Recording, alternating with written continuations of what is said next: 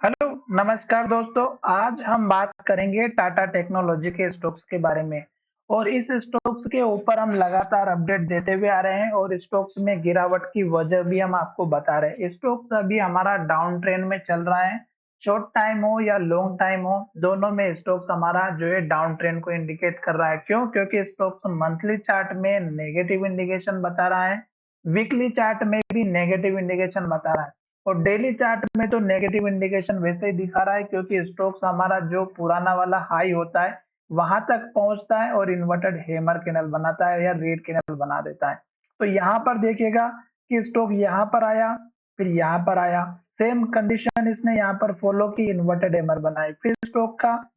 जो पुराना वाला लो था यहाँ पे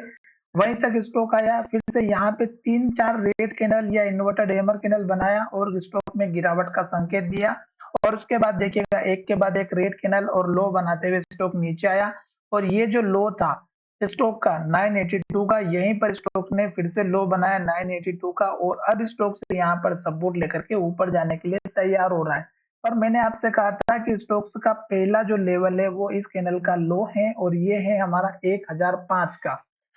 दूसरा लेवल है इस कैंडल का लो जो कि 1020 का है। तो आज के दिन और कल के दिन की अगर हम बात करें तो दोनों ही दिन का जो हाई है वो 1007 का 6 का है और आज का भी देखेंगे तो 1007 का है। तो स्टॉक्स अभी हमारे इस लेवल को ब्रेकआउट नहीं किया है और स्टॉक ने रेड कैंडल बनाई और फिर से लो के पास क्लोज हुआ है। तो अब स्टॉक्स अगर हमारा इस कैंडल के हाई का ब्रेकआउट कर देता है तो आपका नेक्स्ट टारगेट इस कैंडल के लो का रखना है 1020 का, दूसरा टारगेट इस कैंडल के लो का रखना है 1033 का और फिर आपको टारगेट थोड़ा सा ऊपर बढ़ा करके इस कैंडल के हाई तक का रख देना है जो लगभग हमारा 1060 का है और यहाँ पर अगर आप देखेंगे तो इस कैंडल का लो है जो कि 1058 का है। तो ये इस तरह से आपको अपने छोटे छोटे टारगेट लेकर के चलना है, पर अभी स्टॉक्स धीरे धीरे नीचे की तरफ आ रहा है और एक ब्रोकर फर्म ने इस स्टॉक्स के ऊपर सेल साइड में बताया था जिसका टारगेट था 900 का।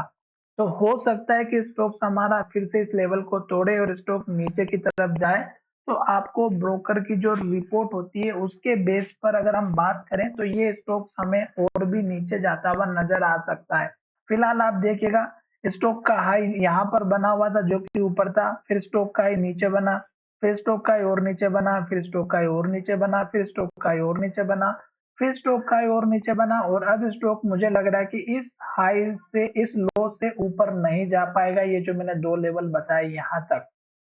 इन केस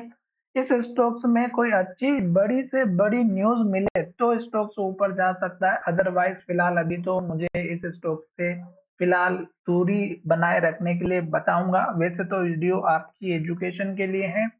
पसंद अगर आता है तो चैनल को जरूर सब्सक्राइब करें। रेड कैंडल में कभी भी एंट्री नहीं लेना है और ग्रीन कैंडल अगर बनती जा रही है और हाई बनते जा रहा है तो वेट करना है। धन्यवाद, मिलेंगे नए वीडियो में।